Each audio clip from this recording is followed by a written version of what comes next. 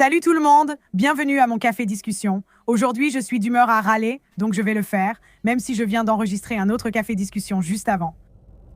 Et je réfléchissais à comment certains de mes anciens amis de YouTube noir m'ont un peu demandé ce qui m'était arrivé. Parce que certains de mes discours sur les personnes noires ont changé maintenant. Pour ceux d'entre vous qui ne le savent pas, j'ai grandi dans un quartier entièrement blanc et je n'ai jamais eu de problème avec la question raciale. Je ne m'en suis jamais souciée, je n'y ai jamais pensé. Ma mère disait souvent que dans mon équipe de volley ou de basket, il y avait environ 10 filles blanches pour une fille noire. J'ai toujours été amie avec elles, et je pense que c'est parce que j'ai un sens de l'humour similaire à celui des personnes noires.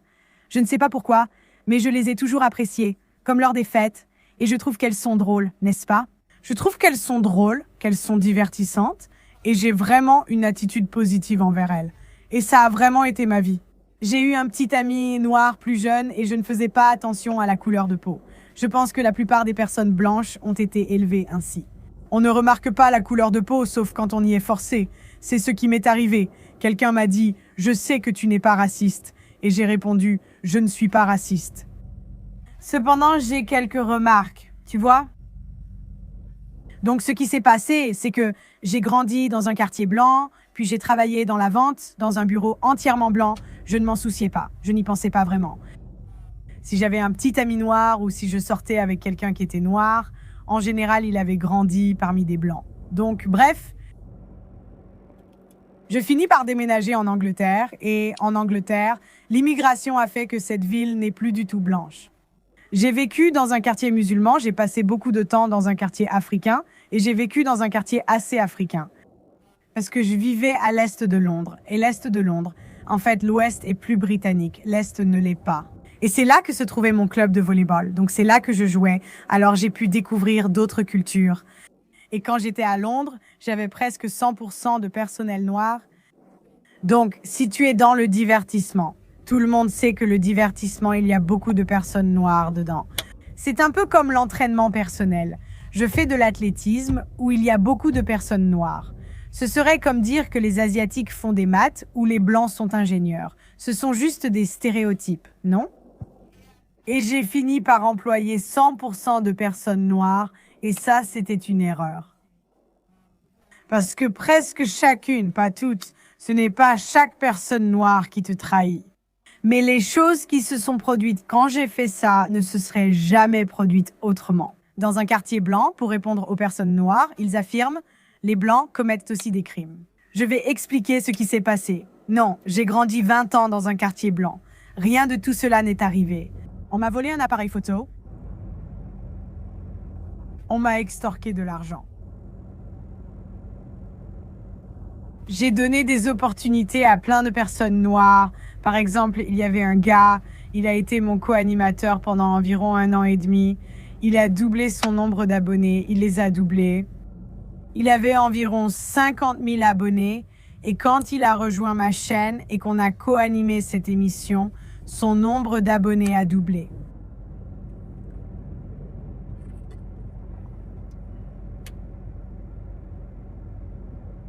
Au final, il m'a traité de colonisatrice raciste et il m'a accusé, genre, d'essayer de prendre des images de personnes noires et de les utiliser contre elles.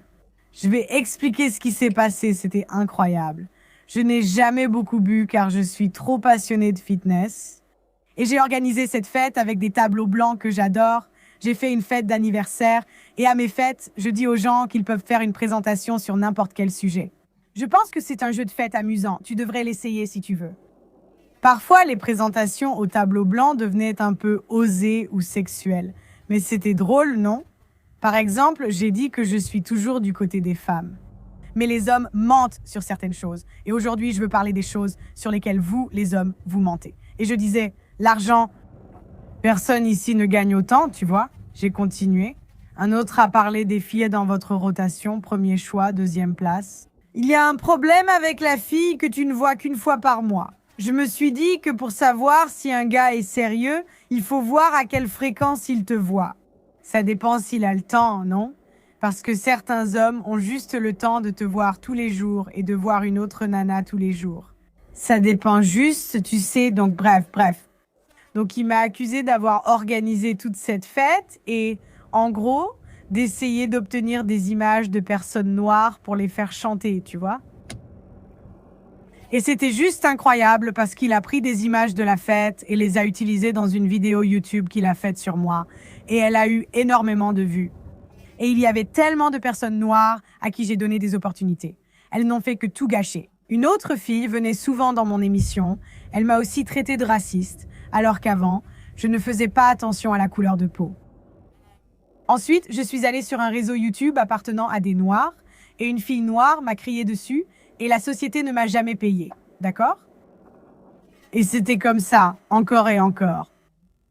Un autre gars noir qui travaillait pour moi fumait de l'herbe au travail et disait à mes autres monteurs de faire moins de travail pour qu'il n'ait pas l'air mauvais. Un de mes monteurs a fait une dépression nerveuse à cause du travail, parmi toutes les personnes noires ayant travaillé pour moi. Et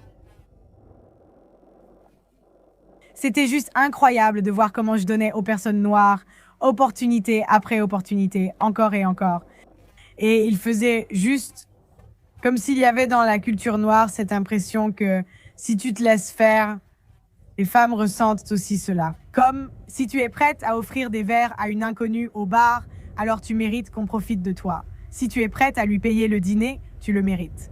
Et c'est très similaire à la façon dont les Noirs font. Si tu es prête à me payer alors que je fais un mauvais travail, eh bien, c'est ta faute. Ils ont en partie raison, tu vois. Ils t'apprennent à ne pas être naïve.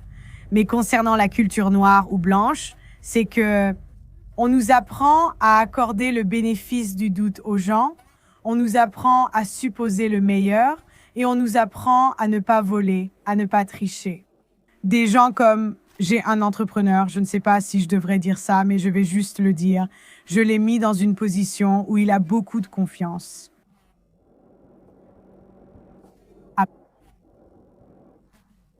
Je ne veux pas trop en dire, mais il est dans une position où je dois lui accorder beaucoup de confiance.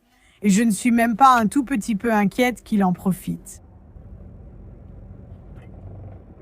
Parce que c'est un homme blanc plus âgé. Et c'est incroyable à quel point on en parle tout le temps et qu'on critique les hommes blancs dans la société. J'entends ce discours anti-blanc depuis 20 ans. Et d'après mon expérience dans différentes cultures, c'est que les personnes blanches font le mieux quand on leur accorde le plus de confiance.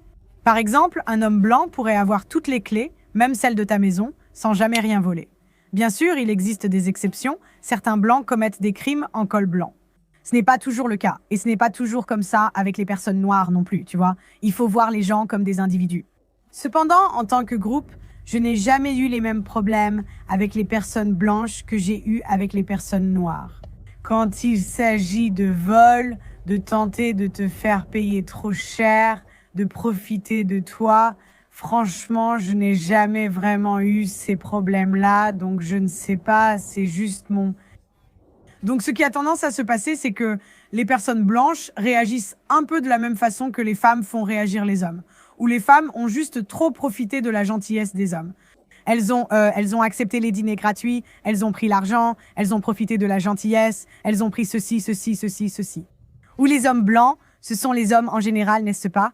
Ils se disent « je n'ai plus rien à donner, je t'ai tout donné ». Et j'en suis un peu arrivée à ce point avec les personnes noires où je me dis « tu vois, j'ai donné à beaucoup d'entre vous l'opportunité de venir sur ma chaîne, j'ai géré plusieurs de vos chaînes, et tu sais, le manque de gratitude, c'est juste incroyable. Ce n'est pas tout. J'ai eu des personnes noires formidables qui ont travaillé pour moi et je n'aurai que de bons mots à leur sujet. Mais ce n'est pas tout. Mais il y en a assez pour que les personnes blanches deviennent un peu amères. Et je dirais, c'est la même chose avec les hommes et les femmes. Où beaucoup des schémas que tu vois chez les femmes, les personnes blanches, traversent un peu la même chose. On en a juste marre. On en a juste marre d'être si gentil et de se faire exploiter. Tu sais, il faut que tu te mettes à ma place. Ce gars-là, je l'ai invité sur ma chaîne. Je l'ai payé pendant 1 an. Et je l'ai invité à ma fête d'anniversaire privée. Et en retour, il m'a traité de colonisatrice. Une autre personne a fait des choses très similaires. Elle m'a volé une caméra. D'accord? Et la liste continue encore et encore et encore. Et genre, il y a un moment où les blancs ne se battent plus. Ils partent simplement.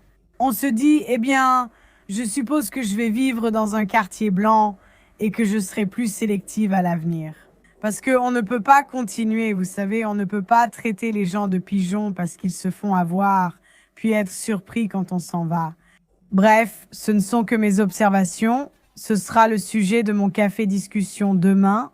Et si vous avez des observations différentes, c'est tout à fait normal. Je ne suis pas là pour dire à qui que ce soit ce qu'il doit penser ou ressentir. Donc si vous avez des observations différentes, dites-le moi dans les commentaires. Et je pourrais aussi parler de certains aspects positifs de la culture noire. Je sais que les personnes blanches aiment faire comme s'il n'y en avait pas. En fait, je pense vraiment qu'il y a des aspects positifs dans lesquels, vous savez, ils font mieux.